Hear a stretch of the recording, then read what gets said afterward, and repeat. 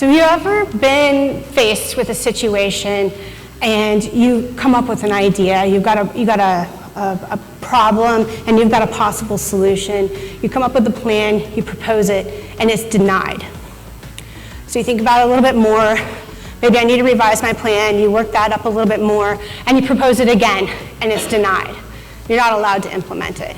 So a lot of frustration, some anger, some issues coming up with this. So up in the top right-hand corner, that's me. I'm not wearing my hard hat at the moment because I'm pretty sure I've chucked it off into the sagebrush. Because I'm kind of having a bad day. And the reason why I'm having a bad day is you see that smoke column that's laying across that slope of the mountain? It's not supposed to be there.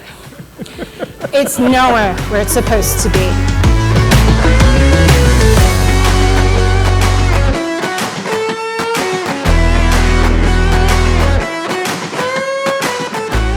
Call a prescribed fire. So this is fire intentionally lit in a very specific area with specific weather parameters. Lots of planning goes behind this, like months, sometimes even years to go into this.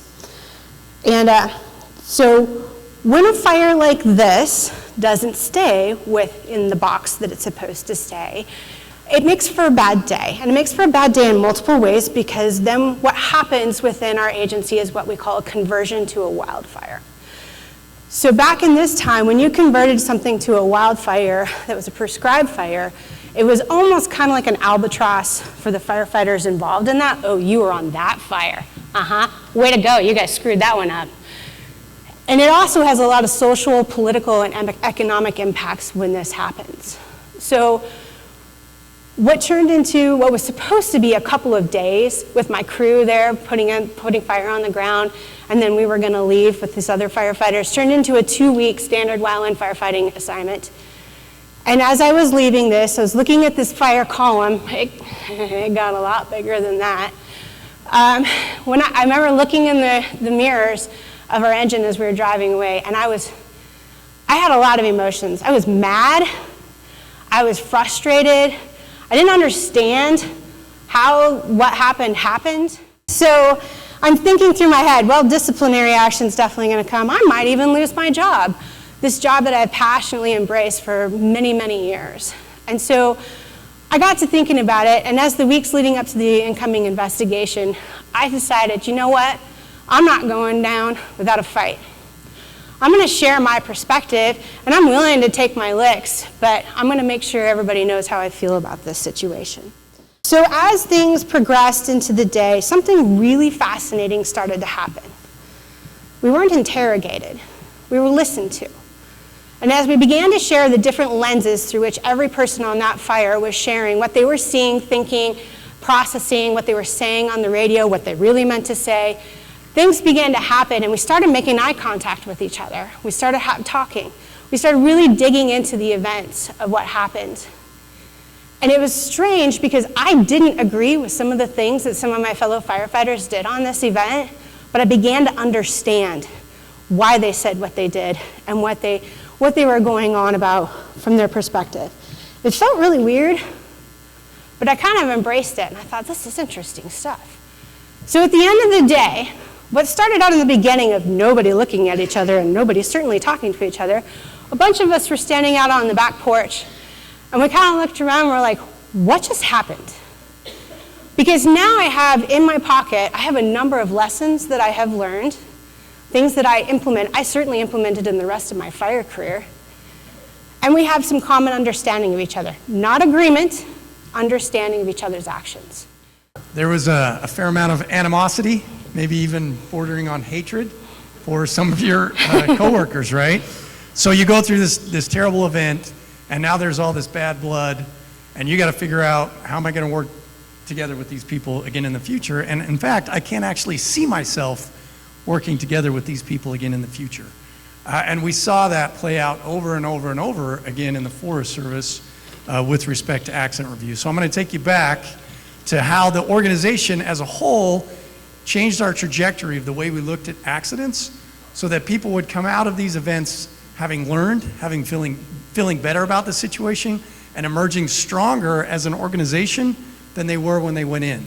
because we had too many instances where people would come out of the backside of an accident and they'd be weaker. We'd be worse off. We didn't learn anything, and in fact, we were in a worse position as a result of the accidents that we experienced. So I personally interviewed some of the folks on the Kramer fire a full decade and a half after the Kramer fire, and they told me about the implosion that happened on their district, where they knew what happened on 30 Mile, they knew criminal litigation was on the table, and so when they came in to get interviewed, it was a fairly cohesive unit, just a normal unit at the beginning before the accident happened.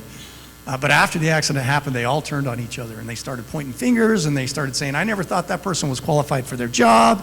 And they were saying things to protect themselves and throwing other people under the bus. And a decade and a half later, I'm talking to people and they're saying, our unit still has not recovered. We still have adverse outcome. We still have bad blood as a result of that accident review, right? So we did not emerge stronger. We didn't learn. We didn't become better. In fact, we became worse. And it turned into an exercise in power dynamics, right? The most powerful people aligned, and one person got scapegoated. And this is a super complex event, but we need to figure out whose head's going to roll. Who are we going to say is whose fault it is?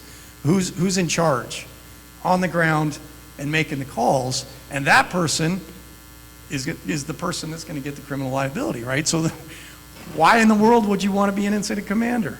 People started turning down assignments, and it was a nasty situation all the way around.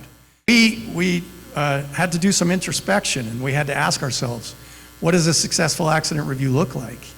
How do you define success? What questions do you want answered at the end of the review process? And so we turned to research, and we started looking to see what was out there in the research community to figure out, because we knew what we were doing right now wasn't working. We got to do something different. What does research have to offer? And they pointed us to this idea of the power of perspective, right? So this picture, if you look at it from the top, from the shadow, you would conclude that you're probably looking at a circle, right? If you're looking at it from the left-hand side of the screen, you might look at the shadow and conclude you're looking at a square. Or the right-hand side of the screen, you're looking at the shadow and you conclude that you're looking at a triangle. And it's not until you put all these different perspectives together and you say, well, obviously this is a circle, and you hear somebody else say, no, that's a square. Wait a minute, what, right? I was acting as if this was a circle. And they say, no, I was acting as if this is a square, right? And what we used to think was our job as an accident review team was to pick the winner. Which one was right? Was it the circle? Was it the square? Was it the triangle? Who was right? But what we found through research is the most learning you're going to get is by figuring out where those conflicts in perspective occur, right? You heard Persephone say, I was mad, I was angry, but when I heard other people tell their story, I didn't agree with them, but at least I understood where they were coming from. Oh, if I thought it was a circle, I would have done the same thing, but it wasn't a circle. But we didn't figure that out till after, right? How can you learn in the moment and figure out how to communicate in the moment so that people understand what you're seeing is different maybe than what they're seeing? You have to make a choice at the beginning before you interview anybody. Do you want to learn from this event, or do you want to punish people, right? And we're talking about accidents here, right? So we're separating out accidents from sabotage. If somebody intended for a bad outcome to happen, that's when punishment applies, right? But if somebody came to work to do their job and something bad happens, that's an accident. We work in a complex system, and we'll talk a little bit more about complex systems here in a minute. But if that's the case, then we need to prioritize learning and take punishment off the table. Otherwise, we're going to end up in the spot where nobody's going to talk to us.